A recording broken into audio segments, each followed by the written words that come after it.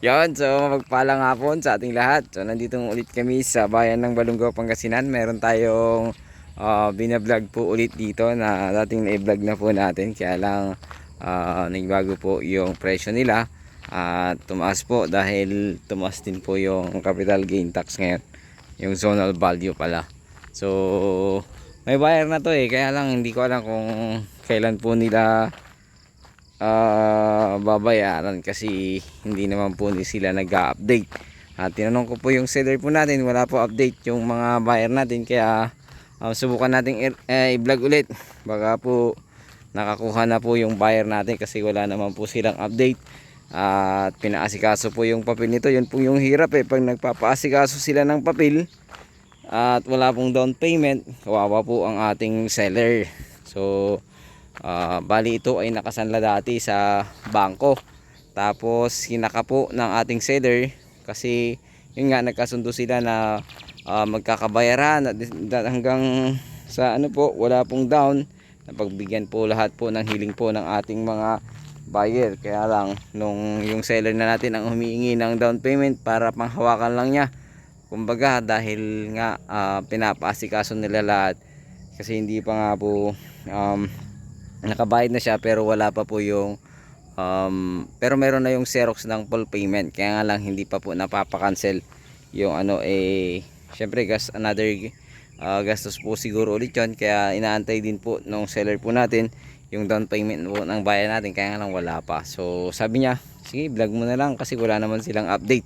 Yun po yung naging usapan po namin, pero kung babalikan po nila ito, napakaganda po kasi sayang naman po yung effort po ng ating seller na nagbayad sa loan ng wala sa oras dahil yun nga, nagkasundo na sila sa presyo dati. So ayun, muli, ito ay bayan ng Balungaw, Pangasinan at may 40 pieces mango trees more or less po yung mango trees nito. Ang sagot po ng ating seller dito po ay capital gain tax. Syempre ang agent fee sagot din po niya. At ito po ay tinaas na niya yung presyo, nag 3.5 M all in na po, hanggang transfer na po yung sagot po ng ating seller. So napakaganda naman po yung kanya alok niya. So all in at may bakod na po lahat ito. So ito ay may sukat na 10,000 mahigit, 10,000 square meter mahigit, so mahigit 1 hektarya. Kunti lang naman yung higit nito, kaya pero mayroon pong natapyas doon sa mismong recrap. Makikita nyo po doon sa ating drone mamaya, at upang makita nyo po yung kung dyan ni-recrap na irrigation. So ito yung ganito yung area nya. Ayan, hindi natin mapasok kasi nakalock po, pero tinawagan natin yung seller po natin bago natin linag po ulit ito. So ulitin ko, ito ay bayan ng Balungaw, Pangasinan at yung nakapangalan naman po dito ay Buhay na Buhay. So pangalan niya mismo, pangalan nilang mag-asawa, kaya wala tayong magiging problema. At yung pag-transfer na lang po siguro at yung presyo na mapagkakasunduan ay yun na lang po yung pag-uusapan po ninyo. At ito po ay may part na malalim, sa part na dyan pinaanuhan ko po ng drone para makita nyo kasi hindi tayo makapasok.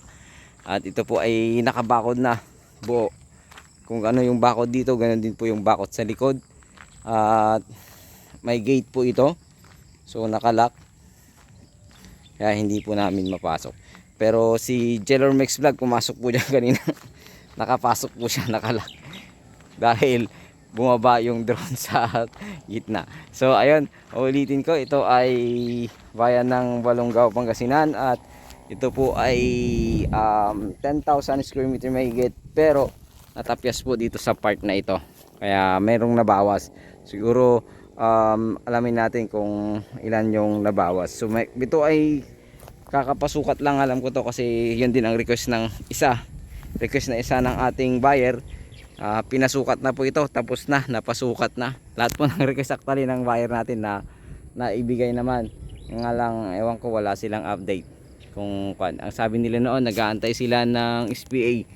Hindi ko alam kung anong SPA yung inaantay nila. So yun, napasukat na po at nabayaran na ng ating seller yung kaka-loan niya sa bangko, kaya malapit nang mailabas yung title mula sa bangko. Ngayon yung full payment ay nakalabas na pala yung title, yung full payment na lang ang inaantay na ano na-release. Ewan ko lang kung na-release na, baka na-release na po siguro dahil medyo matagal na rin po yun. So ayun, sana magustuhan nyo po ito at maganda po itong gawing resort kasi meron kang pagdrinan or magandang gawing fish pond, mayroong drainage dito magandang itong gawing farm. Pwede rin dito mag-alaga ng um, pwedeng mag-alaga dito ng baboy, mga manok, ganun po. So napakagandang integrated farm din po ito. So ito, pwedeng pagkuhanan dyan siguro ng kuryente or doon sa part na yon. Paliko kasi ito. So malapit lang siguro yan. Siguro nasa ilang metro yan bro, mula dyan yung kuryente pag dito. Siguro mga... Pero dyan malapit Oh, dito sa kabila kasi malapit. Madali lang naman, may kakilala tayong nagkakabit ng kuryente sa panel ko, so wala tayong magiging problema. So ayun muli, sana magustuhan nyo po yung area na ito na aming inaalok na mayroong sukat na 10,000 mahigit pero mayroong pong nabawas.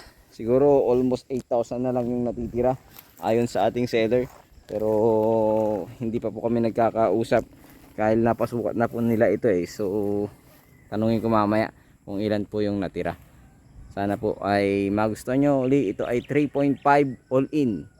Hanggang transfer na po yun. Sagot na po lahat ng ating seller. Napakaganda po yung deal po niya. Kaya sana magustuhan nyo po ito. At tawagan nyo lang po ako sa aking numero dito sa screen at sa aking Facebook account. Nandyan din po sa screen. So ayun muli, maraming salamat. God bless you all.